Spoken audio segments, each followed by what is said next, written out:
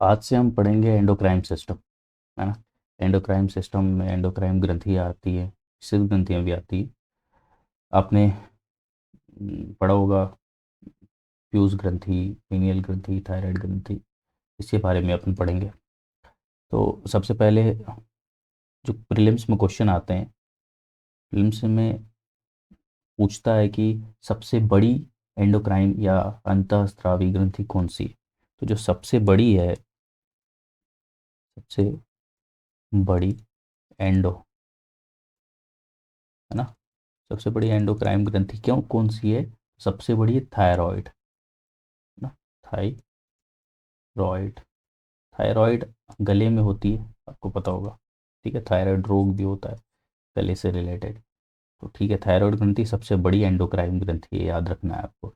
इसके बाद सबसे जो छोटी होगी वो, सबसे छोटी एंडोक्राइन ग्रंथि कौन सी है? ठीक है, सबसे छोटी कौन सी होगी? सबसे बड़ी तो थायराइड है, सबसे छोटी फ्यूज ग्रंथि। ठीक है, फ्यूज ग्रंथि। इसके बाद एक मिश्रित ग्रंथि भी पूछता है कि सबसे बड़ी जो मिश्रित ग्रंथि है वो कौन सी है। सबसे बड़ी मिश्रित ग्रंथि है अग्नाशय। ठीक है, अग्नाशय, ये आपको याद रखना है। आज हम पढ़ेंगे पीनियल ग्लैंड, सबसे छोटी ग्लैंड है, उसको हम सबसे पहले ख़त्म कर देते हैं। बहुत इंपॉर्टेंट भी है, बहुत छोटी सी है और बहुत इंपॉर्टेंट भी है। तो पीनियल ग्रंथि,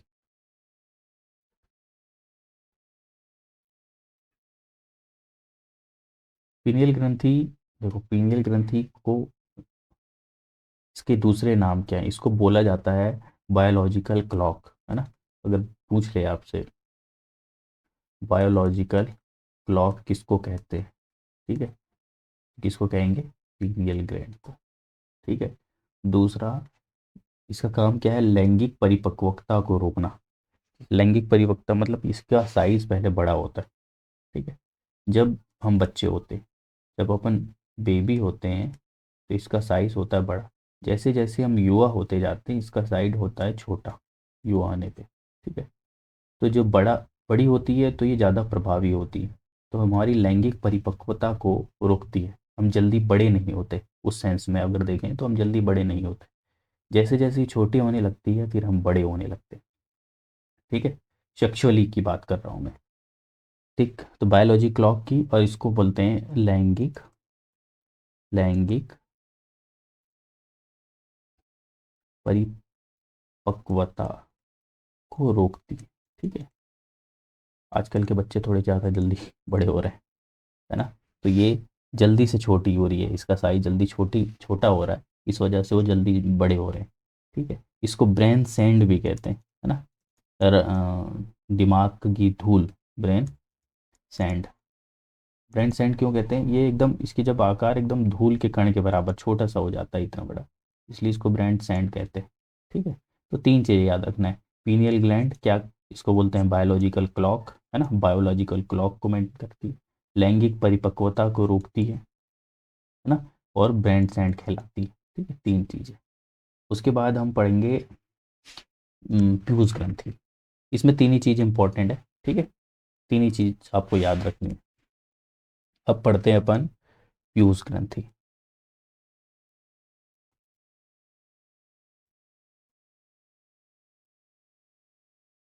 पीयूष ग्रंथि, पीयूष ग्रंथि के दो भाग होते हैं, एक अग्रभाग और एक पश्च भाग। ठीक है, ये देखो, इस तरीके से इसको बना लें तो ये आगे वाला हिस्सा हो गया, ये पीछे वाला हिस्सा हो गया। इसके अंदर से बहुत सारे हार्मोन्स, इसको, इसका जो दूसरा नाम है बहुत इंपॉर्टेंट है, मास्टर ग्लैंड।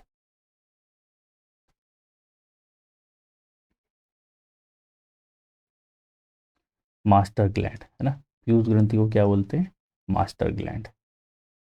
ठीक है, ओ,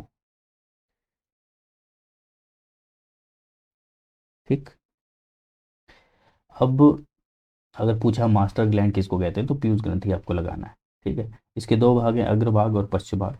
जो हाइपोथैलेमस, हमारा जो ब्रेन का भाग है, हाइपोथैलेमस पश्चिम भाग का, पश्च मस्तिष्क का जो एक भाग है हाइपोथैलेमस, वो इसको कंट्रोल करता है। तो अग्र भाग जो उसका होता है ये डायरेक्ट कंट्रोल में होता है उसके, ठीक है। और ये जो होता है इनडायरेक्ट कंट्रोल में होता है, ठीक है, इनडायरेक्ट कंट्रोल में होता है। अग्रभाग डायरेक्ट कंट्रोल में और पश्च भाग इनडायरेक्ट कंट्रोल में, किसके, हाइपोथैलेमस के, ठीक है, हाइपोथैलेमस के। अब इससे देखना है अपन को कौन कौन से हार्मोन्स निकलते हैं। तो जो अग्रभाग से, पश्चिम भाग से तो दो ही हार्मोन निकलते हैं, उनको पहले पढ़ लेते हैं।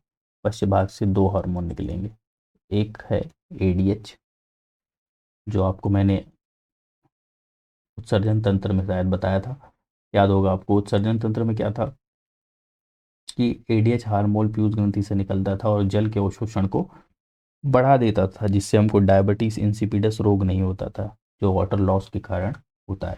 तो एडीएच हार्मोन इससे निकलता है, ठीक है।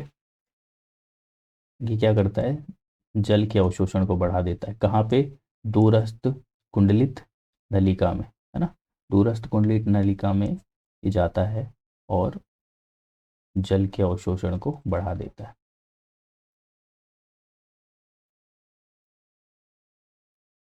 बढ़ा देता है, ठीक। इसके बाद एक और हार्मोन यहाँ से निकलता है, उसका नाम है क्या, ऑक्सीटोसिन, है ना। ऑक्सीटोसिन के बारे में तो आप सब जानते ही होंगे, ठीक है। ऑक्सीटोसिन हार्मोन, इसको बोलते हैं love hormone, hormone, love hormone इसलिए क्योंकि जब महिला में दूध का निर्माण तो हो जाता है ना, प्रोलेक्टिन हार्मोन है जो दूध के निर्माण में हिस्सा लेता है, प्रोलेक्टिन हार्मोन के कारण। लेकिन दूध का निर्माण होना और दूध के स्रावण होने में अंतर। तो कई बार आपने सुना होगा कि कुछ महिलाओं को बेबी होने के बाद भी मिल्क नहीं बन रहा, मिल्क नहीं आ रहा है ना, मिल्क नहीं आ रहा है बोलते हैं दूसरी, तो किसी दूसरी महिला उसको फीड करवाती है बेबी को। तो जो ऑक्सीटोसिन हार्मोन है वो उसका कारण है, वो उसकी वजह से ये नहीं निकल रहा है, वो बन नहीं रहा होगा वो हार्मोन। वो कभी कभी क्या होता है, डर की वजह से नहीं बनता, डर डर जाती है महिला, इस वजह से ऑक्सीटोसिन हार्मोन कभी कभी नहीं बनता। तो जब जब इसीलिए उसका नाम है लव हार्मोन, क्योंकि वो प्यार में ही निकलेगा। जब आपके पास, जब बेबी को वो स्नेह करेगी तब तभी वो प्रोलेक्टिन प्रोलेक्टिन हार्मोन्स बोल रहा हूँ, ऑक्सीटोसिन हार्मोन काम करेगा और मिल्क का स्रावण होगा। तो यहाँ लिखना है आपको दुग्ध का स्रावण, ठीक है, महिलाओं में, ठीक है। और इसका यूज़ कहाँ होता है, डेयरी उद्योग में इसका उपयोग होता है। डेयरी उद्योग में कैसे, जो दूध देने वाले जानवर हैं उनको ऑक्सीटोसिन का इंजेक्शन लगाते हैं ताकि ज़्यादा दूध हो, ठीक है, ज़्यादा दूध निकालने के लिए। उसके बाद पोल्ट्री फार्म में भी होता है इसका, है ना, पोल्ट्री फार्म में भी इसका उपयोग होता है। मुर्गियों को भी ऑक्सीटोसिन दिया जाता है ताकि जो अंडे देने का उनका साइकिल है वो जल्दी जल्दी हो, ठीक है, इसलिए ज़्यादा अंडे वो देती हैं। तो वो इंजेक्शन की वजह से, ऑक्सीटोसिन के इंजेक्शन की वजह से। तो ये तीन चीज़ें हैं आपको ऑक्सीटोसिन में याद रखनी है। एडीएच जल का अवशोषण करता है, अवशोषण बढ़ा देता है दूरस्थ कुंडलित नलिका में, ठीक है। और ऑक्सीटोसिन लव हार्मोन है, दूध का स्रावण करता है, डेयरी उद्योग में इसका यूज़ होता है, पोल्ट्री फार्म में इसका यूज़ किया जाता है। ये पश्चिम मस्तिष्क से दो हार्मोन निकलते हैं। अग्र मस्तिष्क से देख लेते हैं अपन कौन कौन से हार्मोन निकलते हैं, ठीक है। सबसे पहला हार्मोन है T S H, T S H. ये थायराइड, हमारी जो ग्लैंड है थायराइड को एक्टिवेट करता है, थायराइड को एक्टिवेट कर देता है, ठीक है, टी एस एच। उसके बाद होता है ए सी टी एच। इनके फुल फॉर्म आपको याद नहीं करने हैं, है ना, फुल फॉर्म नहीं पूछेगा आपसे, आपसे आपको बस यही पूछेगा कि टी एस एच हार्मोन कहाँ से निकलता है। तो टी एस एच हार्मोन कहाँ से निकलता है, पीयूष ग्रंथि से निकलता है, पीयूष ग्रंथि के अग्रभाग से निकलता है, ठीक है। फिर A C T H hormone adrenal को एक्टिवेट कर देता है, एड्रेनल को एक्टिवेट कर देता है। ठीक है। एक वृद्धि हार्मोन निकलता है जिसको ग्रोथ हार्मोन भी बोलते हैं अपन, ग्रोथ हार्मोन। ठीक है। ग्रोथ हार्मोन जो हमारे जो विकास के लिए बहुत ज़रूरी है ना। जो अगर ग्रोथ हार्मोन ज़्यादा निकल जाता है, बहुत ज़्यादा निकल जाता है, तो इससे एक रोग होता है, उसको बोलते हैं गाइगेंथेलिज्म यानी दैत्याकार। हिंदी में बोलते हैं दैत्याकार। ठीक है। अगर ये कम निकलेगा तो क्या होगा, बौनापन, बौनापन, है ना, डॉर्फिज्म, बौनापन। उसके बाद जो युवा हैं, युवा में अगर वयस्कों में अगर ग्रोथ हार्मोन की मात्रा अधिक हो जाती है, जैसे युवा तो हो गए, उनका मसल्स और जो हड्डियां हैं वो विकसित हो गई हैं, है ना? लेकिन उसके बाद भी ग्रोथ हार्मोन है, तो जो उनका पैर हैं वो ऐसे मुड़ जाते हैं। ठीक है। इस तरीके से, इस तरीके से पैर मुड़ जाते हैं। इनको क्या बोलते हैं, एक्रोमेली, एक्रोमेली। ठीक है। तो आपको याद रखना, ग्रोथ हार्मोन बच्चे में अगर बहुत ज़्यादा निकल गया तो दैत्याकार हो जाएगा, और बहुत कम है तो बौनापन, और युवा युवा में अगर वो ज़्यादा हो गया तो एक्रोमेली रोग होता है। ठीक है, एक्रोमेली।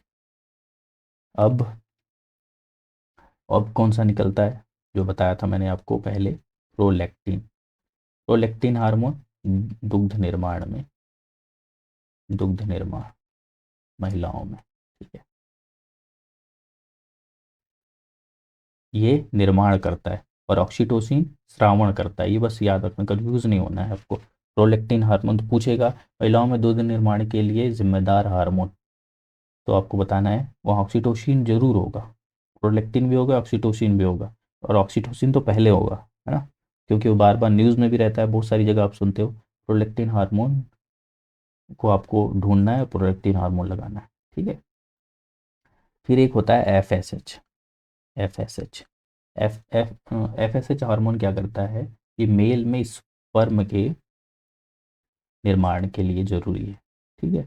और वैसे ही अ, महिलाओं में ओवम के निर्माण के लिए ज़रूरी है। ठीक है। इससे एस्ट्रोजन का, एस्ट्रोजन निर्माण भी होता है ना, एस्ट्रोजन। तीन चीज़ के लिए एफ एस एच, स्पर्म, पुरुषों में स्पर्म, स्पर्म के, महिलाओं में ओवम के लिए, और एस्ट्रोजन निर्माण के लिए। एक और हार्मोन है एल एच हार्मोन, है ना, L H hormone. L H hormone क्या करता है, मेल में टेस्टोस्टेरोन के निर्माण के लिए, और फीमेल में प्रोजेस्टेरोन के निर्माण के लिए। तो टेस्टोस्टेरोन, स्ट्रॉन, और फीमेल में प्रोजेस्टेरोन, स्पेलिंग चेक कर लीजिएगा ना, ये पुरुष में और ये महिला में। ठीक है। उसके बाद देखो, उसके बाद इतने ही हार्मोन है। देखो एक बार फिर से अपन देख लेते हैं क्या क्या हार्मोन है। ठीक है। अग्रभाग से टी एस एच थायराइड को एक्टिवेट करता है, ए सी टी एच एड्रेनल को एक्टिवेट करता है। ठीक है। ये आपको रखना है, थायराइड, टी से थायराइड, ए सी टी एच से एड्रेनल को एक्टिवेट करता है। ग्रोथ हार्मोन बहुत इंपॉर्टेंट है, क्या करता है, ज़्यादा इसकी मात्रा ज़्यादा हो गई तो दैत्याकार, मात्रा कम हो गई तो बौनापन, और युवा में ज़्यादा हो गई तो एक्रोमेली। ठीक है। प्रोलेक्टिन हार्मोन महिलाओं में दूध के निर्माण के लिए, एफएसएच हार्मोन स्पर्म के पुरुषों में, ओवम के निर्माण के लिए महिलाओं में, और एस्ट्रोजन के निर्माण में। एलएच हार्मोन टेस्टोस्टेरोन पुरुष में, और प्रोजेस्टेरोन महिला में निर्माण के लिए। तो ये हार्मोन प्यूस ग्रंथि से निकलते हैं। ठीक है। तो आज के लिए बस इतना ही, कल हम दूसरी ग्रंथियाँ देखेंगे। ठीक है। Thank you.